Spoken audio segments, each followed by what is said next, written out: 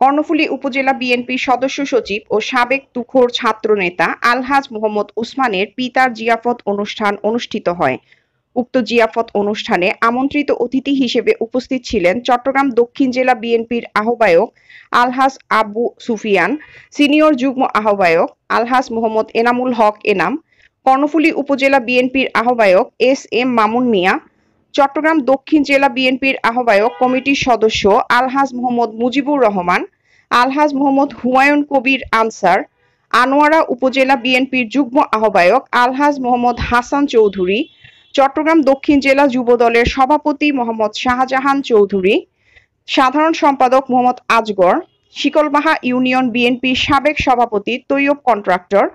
Shikalbaha union বিএনপির সাধারণ সম্পাদক আবু তাহের, বড় উঠান ইউনিয়ন বিএনপি সাধারণ সম্পাদক মোহাম্মদ ফারুক হোসেন, জেলা যুবদলের সহসভাপতি মোহাম্মদ সালেহ জহুর, সহ সাধারণ সম্পাদক মোহাম্মদ আলমগীর, দপ্তর সম্পাদক মোহাম্মদ মামুনুর রশিদ, জেলা স্বেচ্ছাসেবক দলের সাবেক ভারপ্রাপ্ত সভাপতি আলহাজ মোহাম্মদ শফিকুল ইসলাম রাহি, জেলা স্বেচ্ছাসেবক দলের আহ্বায়ক এম মঞ্জুর আলম তালুকদার, যুগ্ম আহ্বায়ক মোহাম্মদ তৌহিদুল ইসলাম, কর্ণফুলী উপজেলা যুবদলের আহ্বায়ক মোহাম্মদ নুরুল ইসলাম মেম্বার, সদস্য সচিব মোহাম্মদ জাহেদুল ইসলাম শামীম ইসলাম, কর্ণফুলী উপজেলা স্বেচ্ছাসেবক দলের আহ্বায়ক মোহাম্মদ ফারুক, যুগ্ম আহ্বায়ক এস এম রিদুয়ান,